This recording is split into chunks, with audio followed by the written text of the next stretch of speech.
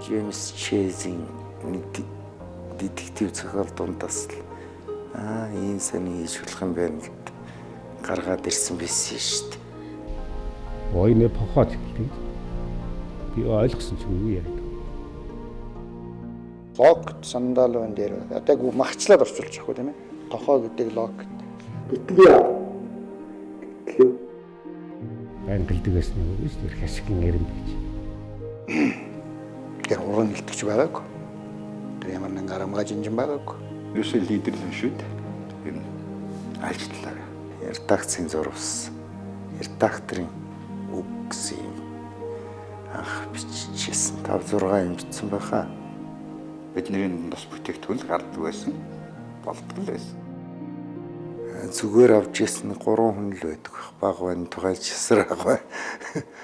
Чихэнд итгээгүй. Тэр юу болоод яагаад байгаа. Тэгийн чинэ гэж юусоо бодоагүй. Нэг битгэд 50 хүрсэн байна энэ хүн. Нөгөө талаар 14-5 жил болсон байна.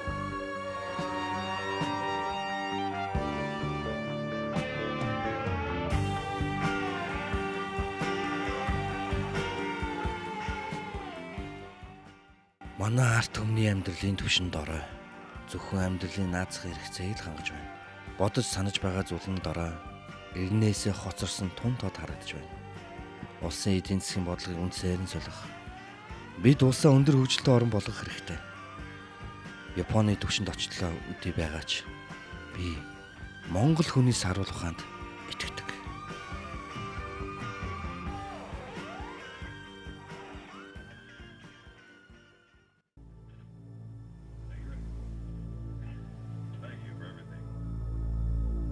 Is there anybody out there?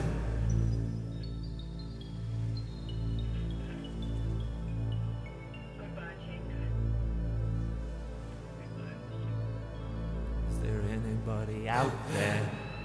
Би бол нарчсан хисгал эхэлснээс хойш л зөрөгтэй танилцсан.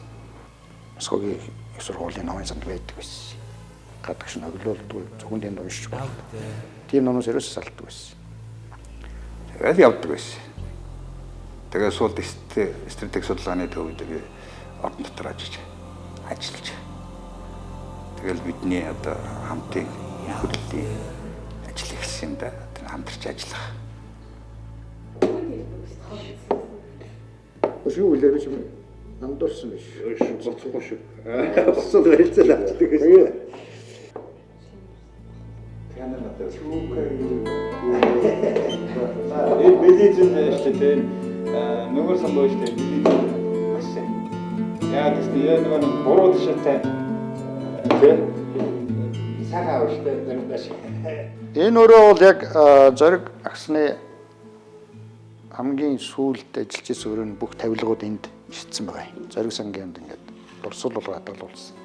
Ярилцлага авах дуртай. Зоригийн тухай ер нь Миеко Кудо тэр чи анхныхаа арчис Монголын тухай ер нь анхны номыг зоригоор л хийсэн байх шүү.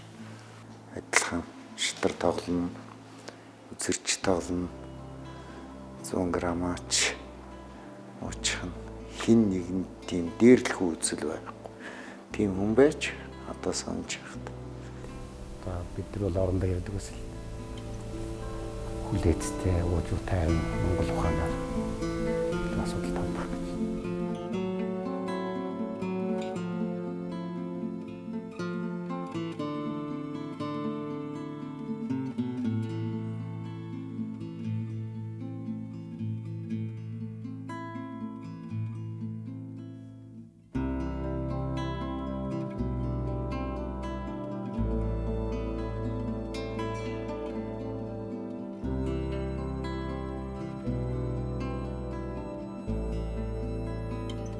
Залуу хүн байсан бол бас тэр дараа нь ярьж ил байдаг. Харигтар суусан тэр цонх монхоор морьсон гэх. Тэр бол яг тийм дуйлан л та ямар Жарлангүй Улаанбаатар төш орон. Тэгээд тийм зэрлэгээр олон торгоноч гэсэн тийм бодлого байсан. Манайр бол энэ асуудалд улам сайн дэлгэрэнгүй хариулдаг. Зориг бол өөрөө улс төрчийн хувьд бол тийм мэрэгэн жарахын дүрт хизээс тоглодгоо. Гол нь өөрийнхөө гаргах гэж байгаа шийдвэрийг дандаа баримт материал мэддэг чаддаг хүмүүсийн мэдлэг дээр тулгуурлаж гаргадаг. Хамт олон нөхд нь маш их хамт олон ч.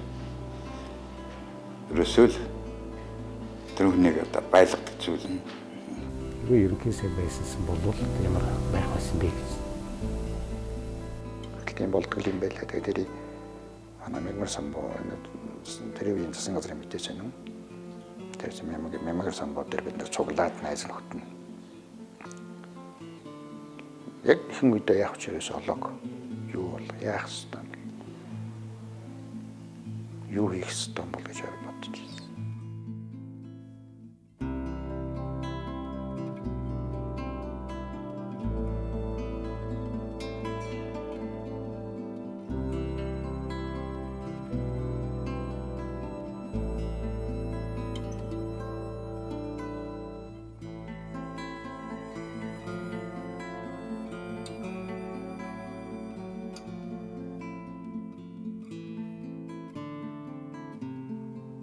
Ийм л хүмүүс харагдаад байна шүү дээ.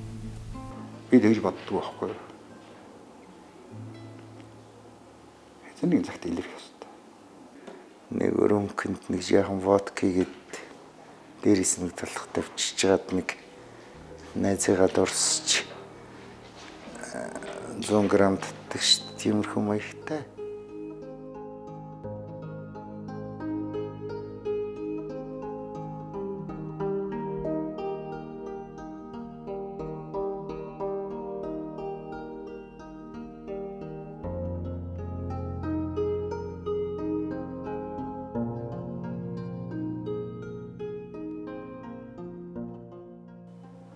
Сайн биш хүн юм чи дурсанах юм зөндөө илгүй яах.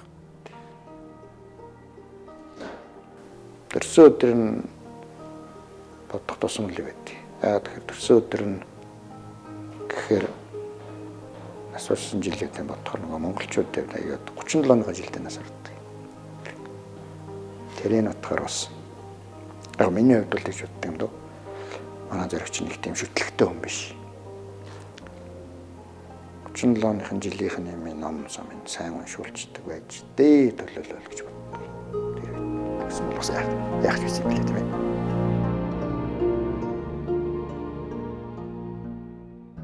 Гялалзуур зангүй, өөртөө бат итгэдэг, хүмүүсийг тайван байлгадаггүй, эрх тушаалд шунагч шинжийн яг эсрэг. Магадгүй номхон хүлцэнгүй, дуулууртай биш байх. Өөрсдийнхөө хүссэн өөрчлөлт шинжилтийг өглөө оройны зуурт бүтэх ажил бишээ гэдгийг тэр сайн мэдэж байсан.